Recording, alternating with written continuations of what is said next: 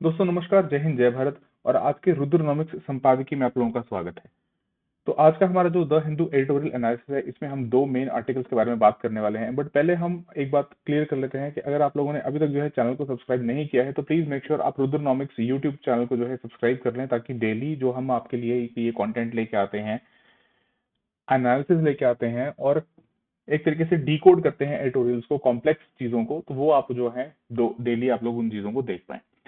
चलिए, पहला आर्टिकल जो है वो बात करता है ग्रीन स्टील, इस पूरे स्टील इंडस्ट्री के ऊपर, और कैसे जो है क्लाइमेट गोल्स के साथ हमें इसको अलाइन करने की आवश्यकता है, डीकार्बनाइजेशन जो वाली जो पूरी बात है डिटेल में डिस्कस करेंगे। अच्छे खासे कॉन्सेप्ट्स इन्वॉल्व हैं इसके अंदर। ये आपके यूपीएससी प्रीलिम्स के पर्सपेक्टिव से बहुत सारे आपको कॉन्सेप्ट्स प्रोवाइड करता है, कई सारे फैक्ट्स भी प्रोवाइड करता है, एंड मेंस के हिसाब से एक पूरा कह लीजिए आउटलाइन बना के देता है कि किस प्रकार से जो है भारत का जो स्टील इंडस्ट्री है और जो भारत ने अपने नेशनली डिटर्मिन्ड कंट्रीब्यूशन जो कॉन्फ्रेंस ऑफ पार्टीज में यूनाइटेड नेशन FCCC यानी framework for convention on climate change में जो घोषणाएं की हैं, उनका क्या यहाँ पे रेलेवेंस है। तो शुरुआत में एक बार पहले देखते हैं कि ऑथर जो है वो कौन है महोदय। संजीव पॉल साहब हैं जिन्होंने इसको ऑथर किया है, और ये एक फॉर्मर वाइस प्रेसिडेंट हैं टाटा स्टील के साथ जो जुड़े हुए थे, और उसके साथ साथ जो है ये वर्ल्ड स्टील एसोसिएशन के मेंबर भी रहे हैं, कॉन्फेडरेशन ऑफ इंडियन इंडस्ट्री जो है उसके भी मेंबर रहे हैं। तो he is a you can say know all person, जिसको जो है जिनको बारीकियां जो है सारे सेक्टर के बारे में पता है। चलिए, शुरुआती दौर पे ये शुरुआती टाइम में क्या कहते हैं कि locking in billions of dollars in carbon in efficient technology जो है वो ना केवल इन्वायरमेंटली डिजास्टर्स होंगी, पर भारत की इकोनॉमी को जो है भी हार्म करेंगी। मतलब ये कहते हैं कि अगर आप अभी भी जो है इसी में निवेश करते चले जाएंगे कार्बन इन एफिशिएंट टेक्नोलॉजीज में, rather than shifting on those technology जो कार्बन एफिशिएंट है, तो वो नुकसानदायक होगा पर्यावरण के और इकोनॉमी अर्थव्यवस्था दोनों के ही तर्ज पे। फिर ऑथर कहते हैं कि इंडिया जो है वो आज एक डिफाइनिंग मोमेंट पे खड़ा है। ये कोट करते हैं पिछले साल के यूनियन एनवायरनमेंट मिनिस्टर भारत सरकार के, उनका जो एड्रेस था COP30। COP क्या है? कॉन्फ्रेंस ऑफ पार्टी 30 के डेलीगेट्स के समक्ष ब्राजील के बेलम शहर में, जहां पे ये कहा गया कि भारत जो है वो एक रिवाइज्ड और कमिटेड जो है NDC अपना जो है उसको सबमिट करेगा। NDC दोस्तों क्या है? देखिए, NDC एक कंट्री की तरफ से वॉलंटरली खुद सबमिट किया जाने वाला कमिटमेंट है वॉलंटरी बेसिस पे, जिसमें वो कंट्री ये कहता है कि हाँ, मेरी तरफ से मैं ये अपने नेशनल गोल्स जो है सेट कर रहा हूँ कि इस प्रकार से मैं अपने कार्बन कार्बन के यूजेज, जो उससे एमिट होने वाले एग्जॉस्ट हैं उसके ऊपर, कि किस प्रकार से मैं ये अपनी सारी कार्बन एमिशन जो है इनको रिड्यूस करूंगा over a period of time. तो वो उसको हम कहते हैं नेशनली डिटर्मिन्ड कॉन्ट्रीब्यूशंस। ठीक है, इसके लिए मैंने आपके लिए एक्स्ट्रा शॉर्ट्स यहाँ पे जो है वो इंक्लूड करके रखा है। तो ये आपके डेफिनेशन है। NDCs क्या है? क्लाइमेट एक्शन प्लान है जो हर एक कंट्री सबमिट करता है यूनाइटेड नेशंस को, UNFCCC को, particularly framework convention on climate change को। और ये कहा जाता है कि ये पेरिस एग्रीमेंट जो हुआ था COP15 में, वो ये इसके बैकबोन है, रिफ्लेक्टिंग कैसे कंट्री जो है वो टैकल करेंगी क्लाइमेट चेंज को in line with their national circumstances. देखिए, हर एक कंट्री के हालात अलग हैं, उसके जो है चुनौतियां अलग हैं, उसके पास रिसोर्सेज अलग हैं। तो उस लिहाज से UNFCCC का जो ये NDC है, ये हर एक कंट्री को जो है वो फ्लेक्सिबिलिटी प्रदान करता है कि वो अपने हिसाब से एक्ट कर सके। फिर इसके अंदर कंटेन क्या क्या करते हैं, इस लिस्ट के अंदर क्या क्या चीजें जो है जनरली डालता है एक कंट्री, वो अपनी कमिटमेंट जो है उसको दर्शाता है यहाँ पे। कैसी कमिटमेंट? कि कैसे वो मिटिगेशन एफर्ट्स करेगा, क्या टारगेट रहेंगे ग्रीन हाउस गैसेस के एमिशंस को कम करने के लिए, चाहे वो can be absolute intensity based या फिर सेक्टर वाइज। अडेप्टेशन मेजर्स क्या रहेंगे, इंप्लीमेंट कैसे किया जाएगा चीजों को, उसमें कैसे फाइनेंस होगा, टेक्नोलॉजी ट्रांसफर क्या रहेगा, कैपेसिटी बिल्डिंग ह्यूमन रिसोर्सेज की। खास तौर से ये आप डेवलपिंग कंट्रीज के लिए कह सकते हैं इंपॉर्टेंट रहता है, जिनके पास उतनी तकनीक जो है वो नहीं होती, उतना टेक्नोलॉजिकल प्रोग्रेस नहीं होता। एंड इसके अंदर ट्रांसपेरेंसी कैसे रहेगा और क्या इसके मॉनिटरिंग फ्रेमवर्क्स रहेंगे। तो ये एक्स्ट्रा शॉर्ट्स पूरा का पूरा हमारा NDC का जो फ्रेमवर्क रहता है, ये आप लोग एग्जाम पर्सपेक्टिव से ध्यान रखिएगा। चलिए वापस चलते हैं आर्टिकल जो बात कर रहा था यहाँ पे। तो ये कहते हैं यहाँ पे ऑथर के, देखिए ये एक अपॉर्चुनिटी है भारत के लिए अपने आप को दुनिया में एक लीडर के तौर पे पोजीशन करने की, not just with a revise pledge in the NDC, but उसके साथ साथ जो है विद अ क्लियर प्लान कि कैसे जो है पूरी अपनी अर्थव्यवस्था के अक्रॉस जो है हम डीकार्बनाइजेशन करने वाले हैं, and including in sectors which are hardest to decarbonize. मतलब कि जिन सेक्टर्स में सबसे ज्यादा हमें चुनौतियों का सामना करना पड़ सकता है जब हम उन सेक्टर्स के अंदर जो है डीकार्बोनाइज करने का प्रयास करेंगे। तो ये कह रहे हैं कि no industry is more crucial than steel. यहाँ पे स्टील, आयरन एंड स्टील वाला जो स्टील इंडस्ट्री जो है ये सबसे अधिक क्रूशल है बतौर किसी और इंडस्ट्री के मुकाबले देखा जाए तो। फिर फर्दर ऑथर कहते हैं, देखिए इसी में a chance to lead section, a chance to lead heading के अंतर्गत बात करते हैं कि India is among the largest growing economies, के भारत जो है सबसे तेजी से बढ़ती हुई अर्थव्यवस्थाओं में से एक है। और इसीलिए जो भारत की ग्रोथ है उसमें स्टील जो है वो, स्टील सेक्टर जो है वो एक कॉर्नरस्टोन है। कॉर्नरस्टोन दोस्तों सिंपल से कहने का मतलब ये हो गया कि बहुत ही क्रूशल है, बहुत ही ज्यादा महत्वपूर्ण है। कॉर्नरस्टोन का मतलब जैसे आपने कोई बिल्डिंग देखी होगी, जैसे आपने एक मान लीजिए ये दीवार है ये ऐसे करके, तो जो ये इसका कॉर्नर वाला पत्थर होता है, जो ये कॉर्नरस्टोन होता है, ये इसकी स्टेबिलिटी के लिए कहते हैं कि बीच वाला कोई एक आधा निकल भी जाए कोई बात नहीं, पर ये कॉर्नर वाला जो है ये बहुत सिग्निफिकेंट होता है। तो उसी तर्ज पे ऑथर यहाँ पे कहते हैं कि स्टील सेक्टर जो है वो भारत की ग्रोथ के लिए कॉर्नरस्टोन है, बहुत क्रूशल है ड्राइव करने के लिए इंफ्रास्ट्रक्चर एंड इंडस्ट्रियल डेवलपमेंट को, कि जो हम इंफ्रास्ट्रक्चर को आगे और डेवलप करना चाह रहे हैं उसमें भी जो है ये बहुत ज्यादा सिग्निफिकेंट है। इनफैक्ट ये कहते हैं कि भारत को यदि अपना लेटेंट पोटेंशियल जो है वो रीच करना है, लेटेंट पोटेंशियल का मतलब क्या हुआ, जो अभी हमने टैप नहीं किया है, जो अभी कैसा है टैप नहीं किया है, या जो अभी भी कह सकते हैं जो छुपा हुआ है, जो हिडन पोटेंशियल है, जिसको अभी हम क्या कर रहे हैं, कोशिश कर रहे हैं उतने उतने तक ग्रो करने की। तो ऑथर कहते हैं कि देखिए इसके लिए स्टील की जो प्रोडक्शन है उसको मोर देन ट्रिपल होना पड़ेगा, जो आज की डेट में 125 मिलियन टन है प्रति वर्ष, इसको लेके जाना पड़ेगा more than 400 million ton per year by mid century, मतलब ये बात कर रहे हैं बाय 2050। फिर ये कहते हैं कि ये एक बहुत ही अनप्रेसिडेंटेड ग्रोथ होगा इस गिवन समय के अंदर, and will surely come at a cost, यानी कि इसमें आपको जो है इन्वेस्टमेंट, इसमें आपको जो है निवेश जो है, पॉलिसीज के अंदर ध्यान, ये सब कुछ करना पड़ेगा। फिर ऑथर कहते हैं कि स्टील सेक्टर जो है वो अकेलौता अकाउंट करता है 12% हमारे कंट्री के कार्बन एमिशंस के लिए आज की डेट में, लार्जली क्योंकि अभी भी ये कोल के ऊपर रिलाय करता है, कोल बेस्ड जो फर्नेसेस हैं उसके ऊपर ये रिलाय करता है। चलिए फिर ऑथर आगे बढ़ते हुए क्या कहते हैं कि भारत जो है वो इस समय मेजरली देखा जाए अगर चैलेंजेस को कैटेगराइज करें कि कहाँ पे चुनौतियां फेस कर रहा है, तो ये कहते हैं कि दो तरफा चैलेंजेस मेजर हैं, ट्विन चैलेंज। कौन कौन से ट्विन चैलेंजेस, पहला तो देखिए ये कहते हैं कि भारत को जो है it has to ensure continued development, के हमें जो है अपने विकास को कंटिन्यू करना है while meeting long term climate targets, कि इसके साथ साथ जो है क्या करना है कि अपने क्लाइमेट टारगेट जो है उनको भी पूरा करना है और डेवलपमेंट को भी रोकना नहीं है। तो ये क्या करना पड़ेगा, इसमें बैलेंस जो है वो खोजना पड़ेगा कि आप किस प्रकार से ये दोनों करते जाएंगे, ठीक है। फिर इसके लिए फर्दर ऑथर क्या कहते हैं कि इसमें वाइटल क्या है, दोनों को अचीव करने के लिए वाइटल टू अचीविंग बोथ, कि ये दोनों हम अचीव कर पाए कि ग्रोथ भी होती रहे और लॉन्ग टर्म क्लाइमेट टारगेट जो है वो भी मिस ना हो, वो भी हम जो है उस पर भी ठीक काम कर लें। इसके लिए क्या चाहिए कि हमें बचना है locking in high carbon infrastructure के, avoiding locking in high carbon infrastructure. High carbon infrastructure का मतलब देखो ये होता है कि जहाँ पे जो पुराना इंफ्रास्ट्रक्चर है जिसमें अभी भी जो है बहुत एमिशन जो है वो होते हैं, ठीक है।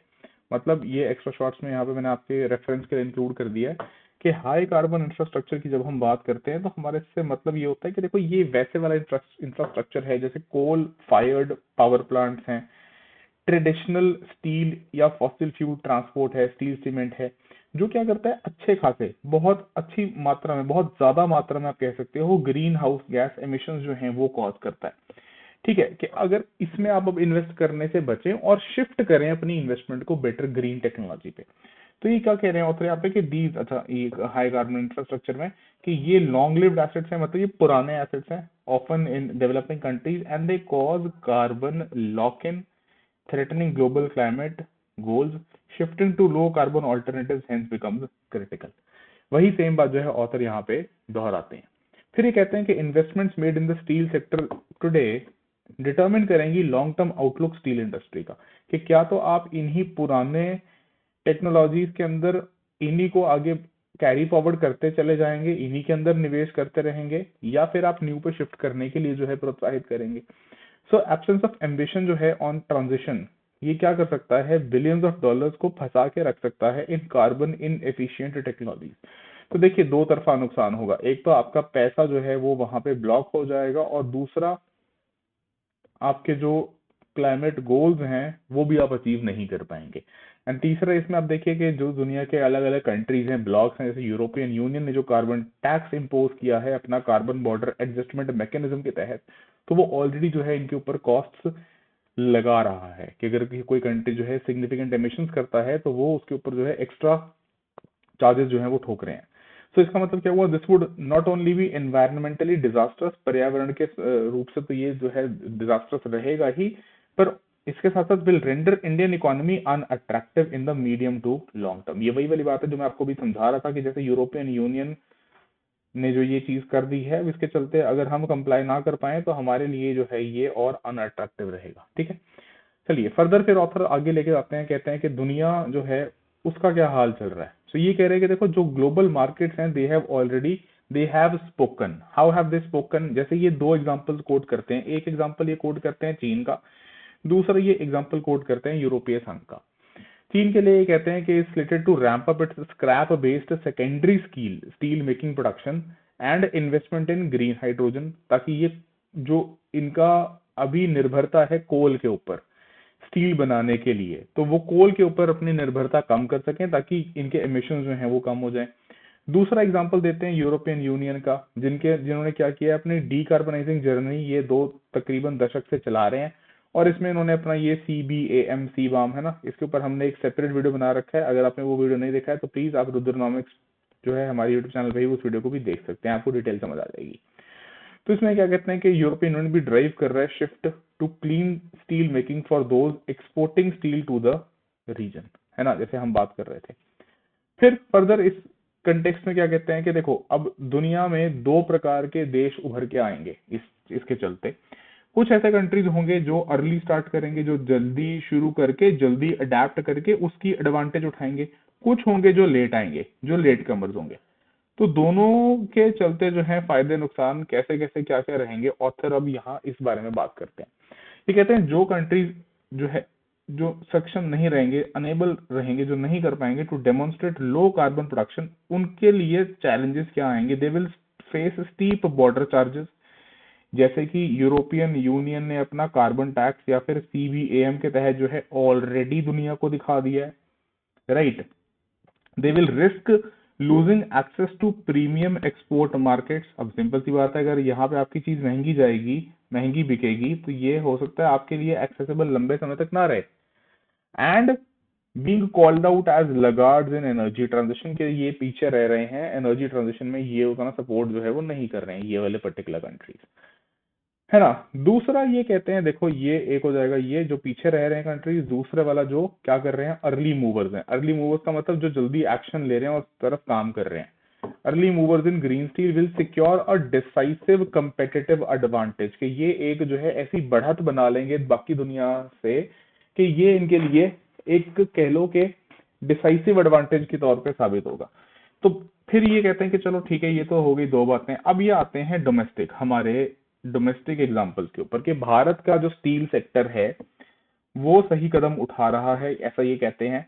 पहले तो ये कहते हैं कि we can not afford to delay, फिर ये कहते हैं कि we are taking steps in right direction, कि हम सही दिशा में जो है कदम उठा रहे हैं, जिसमें ये कुछ एग्जांपल्स कोट करते हैं, जैसे जिस ग्रुप से ये पहले जुड़े हुए थे, Tata steel, JSW steel, JSPL, SAIL, सरकारी PSU जो है आपका, steel authority of India limited, इन सब के एग्जांपल्स देते हुए ये कहते हैं कि ये कुछ कुछ कुछ इन्होंने स्टेप्स जो हैं उठाए हैं, जिसमें लीड कह सकते हैं कि इन्होंने कहा है कि टाटा स्टील ने ली है।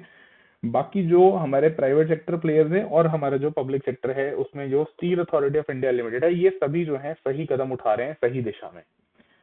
And this change has been driven from the very top, मतलब ये कहते हैं कि ये वाले जो चेंजेस है ना, ये कंपनी की टॉप मैनेजमेंट से होते हैं, ये नीचे वाले लेवल्स पे नहीं होते हैं चेंजेस, ठीक है, क्योंकि सिग्निफिकेंट कॉस्ट होती हैं इसके अंदर, तो ये टॉप मैनेजमेंट से होते हैं। एंड दीज आर कैसे बोल्ड स्ट्रेटेजिक चॉइसेस, जिनको सस्टेन करना पड़ता है इन्वेस्टमेंट के through, sustained investment in innovation, case में जो है आपको पैसा डालना पड़ता है।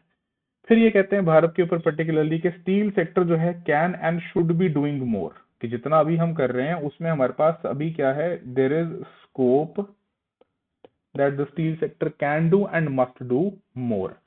तो कहते हैं कि देखो we must quickly move from pilots to demonstration plants. Pilot का मतलब होता है कि आप सिर्फ अभी क्या कर रहे हो, एक स्मॉल स्केल पे, एक छोटे स्केल पे, छोटे तर्ज पे जो है, स्मॉल स्केल पे आप अभी सिर्फ एग्जाम्पल एक्सपेरिमेंटेशन कर रहे हो। तो कह रहे हैं स्मॉल स्केल से हमें डेमोन्स्ट्रेशन प्लांट्स पे और फिर उसके बाद full scale near zero technology जो है उसके ऊपर जाना चाहिए जल्दी।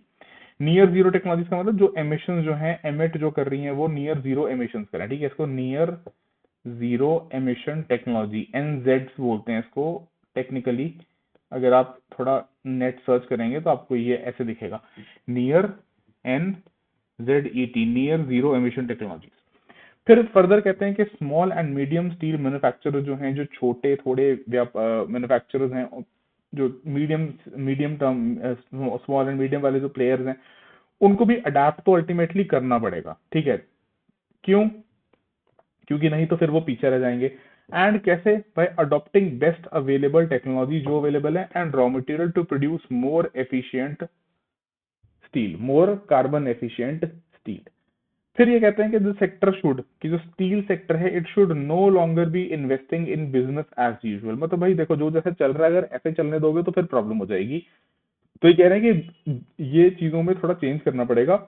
आप ये जो जैसे चल रहा वाली अप्रोच से नहीं कर सकते कि चलता है टाइप्स, है ना। तो ये कहते हैं कि high carbon intensive blast furnace technology, he should no longer be investing in business as usual high carbon intensive blast furnace technology, जो क्या करती है, एमिशन भी करती है, आपका पैसा भी बचा देगी। और क्या चाहिए, all new capacity needs to be either low और near zero carbon as soon as possible, कि या तो ऑलमोस्ट नियर जीरो हो या फिर लो कार्बन एमिशन हो, ताकि हमें सारे एडवांटेजेस जो हम चाह रहे हैं यहाँ पे वो हमें मिल पाए, ठीक है। ओके, फर्दर देखिए ये क्या कहते हैं कि पॉलिसी प्रोग्रेस सो फार, कि अभी तक जो है भारत ने पॉलिसी को लेकर कितना प्रोग्रेस किया है। तो उसमें ये कहते हैं देखो ये बोल्ड मूव जो है, इन पे इन मूव्स को, इन ऐसे फैसलों को लेने के लिए हमें क्या देखना पड़ता है कि रिक्वायर्स रिस्पॉन्सिबल एग्जीक्यूटिव एंड जो कंपनी के बोर्ड्स होते हैं to have confidence in the trajectory of the sector.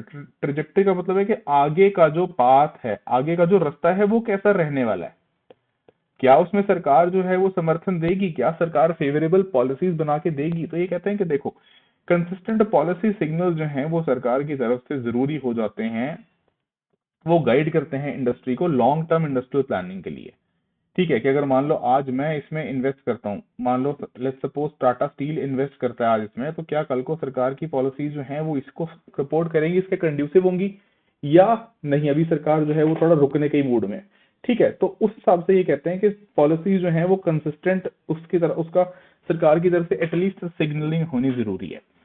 फिर ये कहते हैं कि भारत ने अच्छी जो है आगे तरक्की की है, important stride in to set direction for steel sector. जैसे सरकार ने क्या किया, green steeling road map release किया सितंबर में, जो एक प्रैक्टिकल पाथवे सेट करता है सेक्टर के डीकार्बनाइजेशन के लिए, स्टील के सेक्टर के लिए।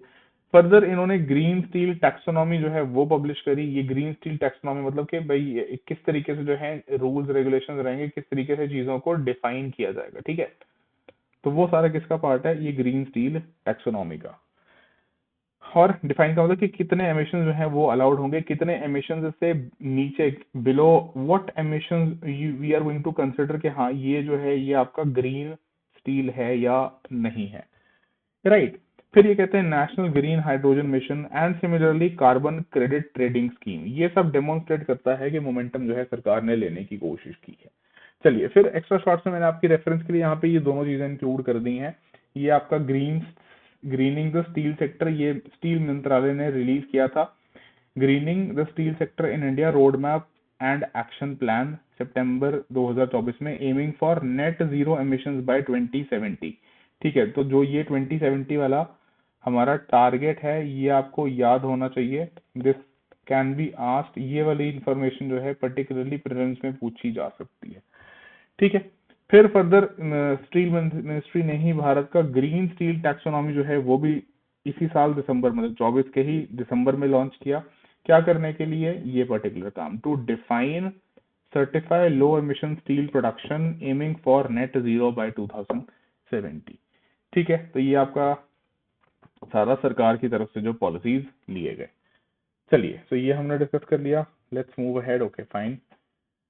आगे ऑथर कहते हैं कि देखिए अब फर्दर पॉलिसी प्रोग्रेस सो फार, और उसमें डिलेज और चुनौतियां, चैलेंजेस कहाँ पे दिखाई पड़ते हैं भारत के लिए। सबसे पहले ये कहते हैं कि देखो, जो पॉलिसी इंसेंटिव्स हैं उनको शिफ्ट करने की जरूरत है away from coal based blast furnace, पर ये अभी भी, इसमें अभी हम शुरुआती उसमें ही फंसे हैं, अभी ये मटीरियलाइज नहीं हुआ है। एंड इसके चलते भारत जो है वो एक रिस्क बियर कर रहा है of being the only country to continue to add expensive as old technologies in its economy, कि अभी हम उसमें खर्चा करके उनको ऐड करी जाए पुरानी टेक्नोलॉजीज को। फिर ये कहते हैं कि देखो इसमें अच्छी बात क्या है कि ये चैलेंजेस जो हैं ग्रीन स्टील के, ये बैरियर्स, ये चैलेंजेस जो हैं ये सिग्निफिकेंट तो हैं, लेकिन इसमें जो ग्रीन शूट्स हैं, मतलब जो इसमें अच्छी बात है कि ये कहते हैं कि ये सॉल्व किए जा सकते हैं, सॉल्वेबल है। ठीक है, जैसे ये कहते हैं limited supply and high cost of green hydrogen, insufficient renewable energy जो डेडिकेटेड हो स्टील इंडस्ट्री के लिए, limited availability and informal nature of scrap market in India, इसको बढ़ाने की जरूरत है। कंसिस्टेंट अश्योर्ड अवेलेबिलिटी किसका? Reasonably priced natural gas as the transition fuel, के ट्रांजिशन के समय में, transition from coal to more green forms of energy. फिर आइडेंटिफिकेशन एंड डेवलपमेंट किसका? Natural carbon sinks for sequestration, जो आप अपना एनवायरमेंट इकोलॉजी में पढ़ते हैं सिक्वेस्ट्रेशन को टॉपिक। फिर lack of long maturity low cost debt for green steel project and need to derisk them, कि देखो ये इसमें ये दो बातें कह रहे हैं। पहली बात तो ये कह रहे हैं कि लंबे समय के लिए फाइनेंस, लॉन्ग टर्म, एंड दूसरा कि उसके ऊपर ब्याज दर कम हो, लो कॉस्ट, ठीक है, ताकि वो सस्टेन हो सके। एंड नीड फॉर वर्कफोर्स का अपस्किलिंग एंड टेक्नोलॉजिकल सपोर्ट। तो ये कहते हैं ये सारे सिग्निफिकेंट चैलेंजेस हैं, लेकिन अच्छी बात क्या है, ये सारे के सारे सॉल्वेबल हैं। चलिए फर्दर फिर ऑथर चलते हैं और कहते हैं कि भारत का जो प्रोग्रेस है उसमें मोस्टली चैलेंजेस जो हैं वो पॉलिसी और इन्वेस्टमेंट को लेकर ही दिखाई पड़ते हैं, पॉलिसी एंड इन्वेस्टमेंट। एंड इनको, इस अपॉर्चुनिटी को भारत को अगर सीज करना है, कि अगर इनको चैलेंजेस को सॉल्व करना है, तो देखिए पॉलिसी लेवल पे तो कौन समाधान लेके आने में सबसे ज्यादा सक्षम है? सरकार। कि सरकार must act as a fair regulator for the sector, clear stringent जो है वो गाइडलाइंस सेट किए जाएं शॉर्ट टर्म के लिए, मीडियम टर्म टारगेट्स के लिए और long term carbon emission targets के लिए, ताकि इंडस्ट्री को इस पे क्या रहे, कंप्लीट क्लैरिटी रहे कि हाँ सरकार जो है किस हिसाब से मूव कर रही है आगे। फर्दर इसमें क्या कहा ऑथर ने कि roll out carbon pricing regime at the earliest which would provide appropriate mechanism for dispersing this cost of green steel through value chain, कि ये कार्बन का प्राइस रिजीम कैसा रहेगा। ठीक है, अब इसमें देखो फर्दर ये एग्जांपल देते हैं, किसका एग्जांपल देते हैं? यूरोप का। कहते हैं कि यूरोप के देशों ने तभी तक जो है इस नियर जीरो एमिशन टेक्नोलॉजीज, जो मैं बात कर रहा था NZETs, इन पे ट्रांजिशन जो है तब तक इन्होंने नहीं किया जब तक पिछली टेक्नोलॉजी, जो ओल्ड टेक्नोलॉजी है, उसके अंदर ही थोड़ा बहुत मॉडिफिकेशन, थोड़ा बहुत सुधार करके जो है इनको फायदा मिलता रहा। जब इस ओल्ड टेक्नोलॉजी के साथ अपने प्रॉफिट्स, अपने मार्जिन सस्टेन करना मुश्किल हो गया, कि अब इसको छोड़ के बेटर ये है कि NZETs पे, नियर जीरो एमिशन टेक्नोलॉजीज पे शिफ्ट करने में फायदा ज्यादा है, ये तभी इस पे शिफ्ट हुए। ठीक है, उसी को यहाँ लिखते हैं कि could become viable only after carbon price reached $90 to $100 a ton of carbon dioxide. कि कार्बन का जो प्राइस है वो, जब तक यूरोप के अंदर ये प्राइस जो है वो रहा तकरीबन $10, $20, $30 तक, $40 तक, $50 तक, तब तक भी जो है कंपनीज को, मैन्युफैक्चरर्स को लगा कि पुरानी टेक्निक के साथ ही थोड़ा बेटर रहेगा एज कम्पेयर टू न्यू पे शिफ्ट करना, उसमें पैसे ज्यादा लगाने पड़ेंगे। लेकिन जब ये प्राइस पहुंच गया $90 से $100 पर टन, तो इनको लगा कि नहीं, अब पुरानी टेक्नोलॉजी को छोड़ दो, इसमें जो है कॉस्ट हमारी ज्यादा पड़ेगी, नुकसान होगा, और नई पे शिफ्ट कर जाओ। राइट, सो हम क्या बोल रहे हैं, ऑथर बोल रहे हैं कि भारत जो है इससे सीख सकता है when it comes to scheduling its own carbon emission targets. ठीक है, चलिए फर्दर फिर क्या कहते हैं ऑथर के डू द फॉलोइंग, के ये नीचे मैं कुछ सुझाव दे रहा हूं, इनके ऊपर काम करने का सोचो। क्या? एक तो ग्रीन स्टील टैक्सोनॉमी को जो है सोशलाइज कराओ इसको और एक्सेप्टेंस दिलाओ। Create a domestic market through public procurement policy for green steel. Promote किया जाए ग्रीनर प्रोडक्ट्स को विद अप्रोप्रिएट सर्टिफिकेशन, है ना, and labelling. Then natural gas जो है वो एक ट्रांजिशन फ्यूल के तौर पे इंडस्ट्री के लिए यूज किया जाए। Meanwhile it moves towards hydrogen based production, क्योंकि ये हाइड्रोजन बेस्ड प्रोडक्शन जो है इतनी जल्दी नहीं हो पाएगा, ये ज्यादा फ्लेमेबल होता है, ये ब्लास्ट कर जाता है। इस फ्यूल को हैंडल करने के लिए सोफिस्टिकेटेड टेक्नोलॉजी जो है वो आपको चाहिए रहेगी, इसके ट्रांसपोर्टेशन में भी चैलेंजेस है, ठीक है। पर फिर भी ये कह रहे हैं कि सरकार जो है it needs to make natural gas availability for steel sector a priority, ताकि जो ये ट्रांजिशन की बात हम कर रहे हैं ये ट्रांजिशन एटलीस्ट स्मूथली हो पाए, राइट। फिर कंपनी जो है इनके लिए देखो, अब ये आते हैं ये मतलब इसको मैं ऐसे ही समझ रहा हूँ कि ये कुछ ना हिंट्स हैं सरकार को कि हमें भी कुछ सपोर्ट चाहिए रहेगा सरकार की तरफ से। तो ये कह रहे हैं कि कंपनी जो है उनके लिए डिफिकल्ट होगा to afford infra for green electricity, green hydrogen और pipelines, right, on their own. तो ये कह रहे हैं सरकार को चाहिए इसके अंदर सपोर्ट करे। कैसे? सेटअप हब्स इन की areas for development of green steel, जहां पे cost of this infrastructure can be shared. ये है नीचे मेन इनकी बात, ठीक है। चलो फर्दर कहते हैं चांस टू लीड में कि अगर लो कार्बन मैन्युफैक्चरिंग कैपेसिटी जो है उनके बारे में बात की जाए तो they are capital intensive. Capital intensive का मतलब क्या होता है कि वो निवेश मांगती हैं, they require you to invest huge amounts, ठीक है, पैसा चाहिए बाबू भैया, पैसा लगाना पड़ेगा, पैसा, right, which is approximately 30 to 50% higher, है ना। तो these policies are expedient and become urgent in the Indian paradigm. तो ये कहते हैं कि सरकार की तरफ से ये सपोर्ट जो है वो चाहिए रहेगा। एंड फिर ये आते हैं देखो फिजिकल सपोर्ट के, ये आ गया अब बजट के अंदर की बात। अभी कल बजट पेश होना है, देखो आज ये एडिटोरियल आया है ना, वेरी इंटरेस्टिंग। तो क्या पता इसमें सरकार कल बजट में अनाउंस करे कुछ स्टील इस सेक्टर में डीकार्बनाइज करने के लिए सपोर्ट, ठीक है, कि ये सपोर्ट चाहिए रहेगा स्टील प्रोड्यूसर्स को, तभी ये ट्रांजिशन पॉसिबल हो पाएगा। एंड इसमें ये कहते हैं स्मॉल जो छोटे प्लेयर्स हैं they will definitely need additional support, ठीक है। चलिए, तो ये जो है भारत को करने की आवश्यकता है। फिर कंक्लूजन पे आते हैं और ये कहते हैं कि अ स्ट्रेटेजिक इम्पेरेटिव, है ना, बहुत ही समझदारी से कंक्लूड किया उन्होंने स्ट्रेटेजिक इम्पेरेटिव बोल के। क्या कहा कि देखो भैया ग्रीन स्टील जो है वो अब ऑप्शनल नहीं है, मतलब इसके ऊपर जाना ही पड़ेगा, you do not have a choice. जिस हिसाब से दुनिया में चीजें होती दिखाई दे रही हैं, जिस हिसाब से हमारे भी कमिटमेंट्स हैं, जिस हिसाब से हम अपने एनडीसीज को रिवाइज करके सबमिट करने की बात कर रहे हैं, जिस हिसाब से यूरोपियन यूनियन जो है कार्बन टैक्स पे तुला हुआ है ना।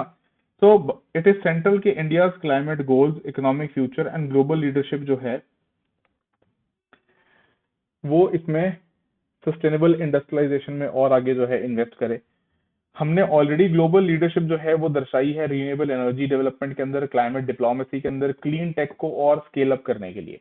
और ये कहते हैं कि इसी का सक्सेस जो है हमें रेप्लिकेट करना है, हमें आगे और दिखाना है स्टील के अंदर, कि स्टील जो है अगला फ्रंटियर है, एक क्रिटिकल टेस्ट भी है और एक अनप्रेसिडेंटेड अपॉर्चुनिटी भी है। सो इसमें अगर हम डिसाइसिव कॉर्पोरेट एक्शन साथ में robust market aligned policy framework सरकार की तरफ से अगर आता है तो भारत कैन डेफिनेटली डीकार्बनाइज अपना स्टील वाला sector, secure economic competitiveness and shape global industrial standards. इसमें जो है हमारे लिए ग्रोथ का स्कोप, अपने आप को इंप्रूव करके दिखाने का स्कोप, स्टील को डीकार्बनाइज करके दिखाने का स्कोप जो है वो अच्छा है, ठीक है। तो अब देखिए इसके लिए क्या करना, इसके लिए ना A4 front back side maximum जो है उसके प्लीज नोट्स अपने खुद के हैंड रिटन नोट्स जो है बना लो। देखो ये सारे, पता है ये जो बड़े वाले ऐसे वाले एडिटोर्स आते हैं ना, ये आपके मेंस की तैयारी डेली बेसिस पे करवाते हैं, अगर आप लोग थोड़ी सी मेहनत कर लो डेली बेसिस पे, ठीक है। चलो ठीक है, नेक्स्ट चलते हैं अगले आर्टिकल पे जो है हमारा स्टे द कोर्स। अब देखो ये आया है, इक्विटी रूल्स में need modifications but they are essential. अब ये थोड़ा ट्रिकी मुद्दा है but let's get into it. Start करते हैं कि जो यूजीसी वाला पूरा हाहाकार मचा हुआ था। तो देखो ऑथर ओपन कैसे करते हैं कि इक्विटी रूल्स में need modifications but they are essential, कि ठीक है हो सकता है इसमें हो सकता है बदलाव करने हो बट ये जरूरी है, ठीक है। फिर शुरुआती पैराग्राफ में ये कहते हैं कि देखो जो भारत का सर्वोच्च न्यायालय है, माननीय सुप्रीम कोर्ट है, उसने स्टे लगा दिया है यूनिवर्सिटी ग्रांट्स कमीशन के in promotion of equity in higher education institution rules के ऊपर। और क्या किया है, एक हाई पावर जो है कमेटी का गठन किया गया है और उस कमेटी को सौंप दिया गया है कि वो जो है इसको जांच करे और देखे कि क्या ये सही है या नहीं है। ठीक है, और सुप्रीम कोर्ट ने टिप्पणी क्या की है कि ये बहुत ज्यादा स्वीपिंग थे। तो ये जनवरी में ही नोटिफाई हुए थे, इसी महीने में। And they sought to address all forms of discrimination in particular caste based discrimination on campuses. कौन से, ये हायर एजुकेशनल इंस्टीट्यूशन के जो कैंपस हैं। ठीक है, फिर ऑथर कहते हैं ये रूल्स जो आए थे, ये आए थे after years of activism, court में litigation and tragic suicide. Obviously बच्चों ने जिन्होंने अगर सुसाइड किया तो दैट इज वेरी ट्रेजिक। पर ये एग्जाम्पल देखिए, इट इज वेरी इंटरेस्टिंग। ये एग्जाम्पल किसका कोट करते हैं, ठीक है, आई विल शो यू इसी अखबार का, I will show you news article अभी। ये कहते हैं कि रोहित वेमुला का जो सुसाइड था, of course it was tragic, उसमें कोई डाउट नहीं है। एंड लेकिन लास्ट में लाइन लिखते हैं, शॉक्ड द नेशंस कॉन्शियंस। मतलब देश की आत्मा को जो है उसने झकझोर के रख दिया। अरे भाई, ये नेशंस कॉन्शियंस जो है उसने शॉक किया, इसके पीछे का क्या लॉजिक है। ठीक है, मतलब ये मुझे दिख रहा है एडिटोरियल जो है ना, ये it is loaded to one side. Let's see, देखो ये द हिंदू का ही मैंने आर्टिकल इससे यहाँ पे अटैच किया है बाय द हिंदू ब्यूरो, कि यही जिस सुसाइड को इन्होंने यहाँ पे कोट किया है, जिसका ये हवाला देके कहते हैं कि शुक द नेशंस कॉन्शियंस। बाद में पता चला कि जो ये व्यक्ति थे ये शेड्यूल्ड कास्ट के थे ही नहीं, he was not from a scheduled caste. ये पुलिस ने अपनी जो क्लोजर रिपोर्ट फाइल किया था कोर्ट के सामने, उसमें ये खुलासा किया था एंड ये इन्हीं के अखबार ने प्रिंट किया था, right. So I think this is taking it too far and making the argument loaded as such, not a neutral argument. All right, further फिर ये कहते हैं ऑथर कि देखो, कोर्ट ने मैंडेट किया था यूनिवर्सिटी ग्रांट्स कमीशन को इन रूल्स को ड्रॉ करने के लिए, और 2012 का जो यूजीसी का फ्रेमवर्क है इस इशू के ऊपर, वो ऑलमोस्ट कंप्लीटली इग्नोर किया जाता है by these higher educational institutions. ठीक है, फिर ये आते हैं caste and caste based discrimination के ऊपर, कि ये कहते हैं कि ये एक परसिस्टिंग रियलिटी है और इसको एड्रेस किया जाना चाहिए। कैसे? Addressing it should be a political priority, social priority and educational priority. ठीक है, इस बात में कोई प्रॉब्लम नहीं है। Many students have faced that kind of discrimination, जिसके चलते पूरी उम्र के लिए जो है उनके ऊपर वो एक, कह लीजिए, उसका असर जो है वो रह जाता है। फिर यूजीसी के फिगर्स ये कहते हैं कि दिखाते हैं, हालांकि ये फिगर्स कोट नहीं करते और ना ही ये साल कोट करते हैं, बट ये कहते हैं कि यूजीसी के फिगर्स दिखाते हैं कि जो नंबर ऑफ सच कंप्लेंट्स हैं वो डबल हो गई हैं पिछले 5 साल में। Further he goes on to the author goes on to argue कि ड्राफ्ट रूल्स जो हैं they were made public last year for discussion and were notified with changes. तो पहले तो ये कहते हैं there is a case that जो नए रूल्स हैं there are dilution of the 2012 framework. ठीक है, और एज सच ये कहते हैं कि many more and pressing forms of discrimination, separate sections which dealt with problems faced by SC/ST students as not fulfilling reservation norms। ठीक है, तो ये एक केस बनाते हैं इसके लिए। फिर फर्दर ये क्या कहते हैं कि देखो, but what is different is that these new rule seek to implement setting up of equal opportunity centres, equity committees, equity helplines and squads, and time-bound complaint resolution through better monitoring, oversight, and representation in inquiry committees। ठीक है, अब इस पे कहते हैं कि जो HAIs हैं, हायर एजुकेशन इंस्टीट्यूशन हैं, इनकी non compliance with these rules can invite UGC action, potentially bolstering compliance. किससे कंप्लायंस जो है वो बढ़ेगी? अगर मान लो कोई हायर एजुकेशन इंस्टीट्यूशन कंप्लाई नहीं करता तो उसमें फिर यूजीसी जो है वो दखल देगा, राइट। फर्दर ऑथर क्या कहते हैं कि देखो, मैसिव प्रोटेस्ट जो हैं उनके चलते ये नए रूल्स जो हैं ऑलरेडी प्रोटेस्ट का वो बन गए थे। So campuses in north India has seen protest against the new rules on 2 counts, 2 reasons की वजह से। ठीक है, पहला कि the rules define caste based discrimination as only against SC/STs and OBCs, कि मतलब जो सिर्फ scheduled caste, scheduled tribes and other backward classes, ये कास्ट नहीं है, please be rest assured, please इस बात पे क्लैरिटी रखिए। ओबीसी में जो ये सी है ये क्लासेस के लिए, कास्ट के लिए नहीं है। तो नए रूल्स में देखिए, पहली बात तो ये कहा गया कि जो कास्ट बेस्ड डिस्क्रिमिनेशन है वो सिर्फ यही लोग फेस करते हैं, एंड इसके आउटसाइड जो भी अनरिजर्व्ड या जिनको हम जनरल बोल देते हैं उनके खिलाफ नहीं होता। तो ये अपने आप में, दिस इज मेरे अकॉर्डिंगली, ये जो है अपने आप एक वैलिड ग्राउंड बन जाता है इन रूल्स के ओपोजिशन का। दूसरा ये कहते हैं there is no provision against false complaints. अब देखो हमारे देश में फ्रिवलस कंप्लेंट्स की भरमार है, ठीक है, मैं ये नहीं कहता कि सारी कंप्लेंट्स फ्रिवलस होती हैं, लेकिन अगर फ्रिवलस या बेसलेस कंप्लेंट्स जो हैं वो हो रही हैं तो उसके अगेंस्ट कोई ना कोई रिड्रेसल मैकेनिज्म तो होना चाहिए। यस और नो, कि सिर्फ जो है आपने उसको कंप्लेंट के नाम पे जो है किसी व्यक्ति को टांग दिया, राइट। तो ये दो मेजर रीजंस निकल के आते हैं जिनके चलते प्रोटेस्ट हो रहे थे इन रूल्स के खिलाफ। फिर ऑथर कहते हैं कि at one level the former may seem unfair. यहाँ पे भी देखो, मतलब I I don't understand what is this editorial line. यहाँ पे ये कह रहे हैं एक स्तर पे तो दे मे सीम अनफेयर। अरे भाई इसमें मे सीम अनफेयर दिख रहा है तुम लोगों को कहीं? This is absolutely this is definitely unfair to the general category students who appear to have been denied record. ठीक है, कि उनको जो है, मेरे हिसाब से देखो सिंपल, अगर आप पॉलिटी पढ़ते हो उसमें आप प्रिंसिपल्स ऑफ नेचुरल जस्टिस पढ़ते हो, तो ये तो प्रिंसिपल्स ऑफ नेचुरल जस्टिस को ही एक तरीके से क्या करते हैं, डिफाई करते हैं। एनीवेज क्या कहते हैं आगे ये, दो it is self evident that caste based discrimination is almost exclusively against lower caste, the court could consider leaving out explicit definition. कि एक्सप्लिसिट डेफिनेशन जो है कोर्ट उसको छोड़ सकता है, ठीक है। चलिए, अब ये भी वैसे तो एक जो है, this is a far fetched position which the author seems to have taken here, that it is self-evident that caste-based discrimination is almost exclusively against the so-called lower caste। देखो यहाँ पे सीधी बात मैं तो इतना बोलूंगा कि ये कास्ट बेस्ड डिविजन जो हैं इनको हमें अब ब्लर करने की तरफ बढ़ना चाहिए, you know, uniting as a nation, uniting as followers of a religion and not getting divided into caste, right. चलिए फर्दर लास्ट में कहते हैं कि but a solution can ensure that only complaints proven to be motivated to frame someone were actionable and not all complaints that were merely unable to prove discrimination. ठीक है, तो चलिए खैर ये तो इस एडिटोरियल में था, but ultimately the point is कि सुप्रीम कोर्ट ऑफ इंडिया ने फिलहाल तो इनके ऊपर स्टे लगा दिया है and the matter will be taken up by the committee, जो हाई पावर्ड कमिटी इसमें इन्वॉल्व की गई है, and it will provide clarity के फर्दर इन पे क्या जो है यूजीसी को रिकमेंडेशन जाता है। ठीक है, चलिए तो ये था आज का हमारा रुद्रोनॉमिक्स का एडिटोरियल एनालिसिस। एंड अगर आपको जो है डेली कंटेंट ये और ऐसा चाहिए तो प्लीज मेक श्योर कि आप जो है सब्सक्राइब कर लें and like and share the video. Thank you so much. जय हिंद, जय भारत।